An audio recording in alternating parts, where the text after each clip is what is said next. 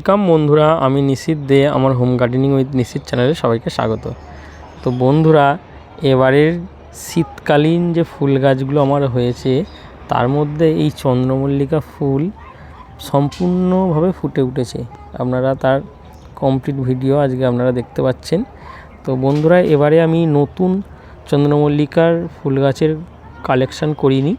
এটা আমার আগের বছরের গাছ, যে কটা গাছ ছিল সে কটা গাছের যতগুলো ভ্যারাইটি ছিল তার সেখান থেকে কাটিং থেকে সংগ্রহ করি এই গাছটা তৈরি।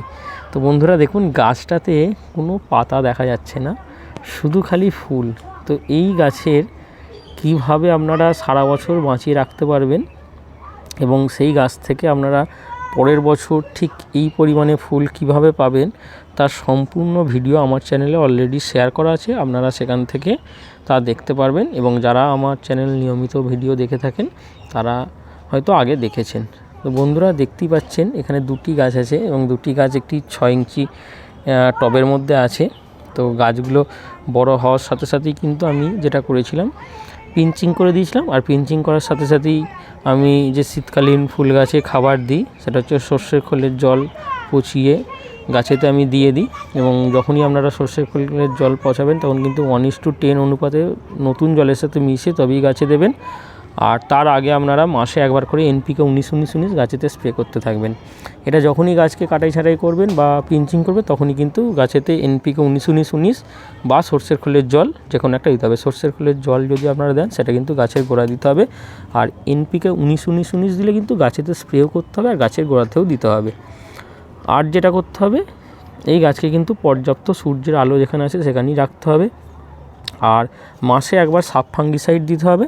আর গাছ যখন প্রথম ছোট থেকে বড় হয় তখন কিন্তু গাছের এই কুঁড়িগুলো আসার সাথে সাথে যেখানে একটা ম্যারে পোকা আসে কালো রঙের, দেখবেন কুঁড়ির ঠিক এই নিচের অংশগুলোয় পোকাগুলো থাকে, সেখানে সেই পোকাগুলোকে তাড়ানোর জন্য আপনারা যে কোনো একটি ইনসেকটিসাইড গাছেতে স্প্রে করে দেবেন। যদি আপনাদের কাছে একতারা থাকে, অন্য গাছেতে যখন স্প্রে করছেন তার সাথে এই চন্দ্রমল্লিকা গাছগুলোতে একবার স্প্রে করে দেবেন।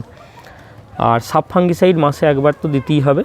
তো যত আপনারা বর্ষার শেষ দিক থেকে গাছ বসাবেন, যত গাছকে বড় করতে পারবেন, সেই গাছেতে কিন্তু বেশি সংখ্যা কিন্তু আপনারা এরকম কুঁড়ি পাবেন। তো বন্ধুরা দেখতেই পাচ্ছেন যে প্রত্যেকটা ফুল দেখুন একই রকমভাবে ফুটে উঠেছে এবং এখনও ফুলগুলো ফুটছে। এবং যখন সকালবেলা এর উপর শিশির পড়ে তখন এই ফুলের রূপ কিন্তু অসাধারণ দেখতে লাগে।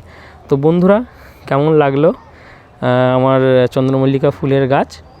এবং আরও যে শীতের ফুল গাছগুলোর ফুল ফুটে গেছে সেগুলো অবশ্যই আপনাদের সাথে শেয়ার করে নেব। তার ভিডিও খুব শীঘ্রই আমার চ্যানেল থেকে আপনারা দেখতে পাবেন। কেমন লাগলো অবশ্যই কমেন্টে জানাবেন। আর ভিডিওটি ভালো লেগে থাকলে এবং ইনফরমেটিভ লেগে থাকলে অবশ্যই লাইক শেয়ার করতে ভুলবেন না। Thank you.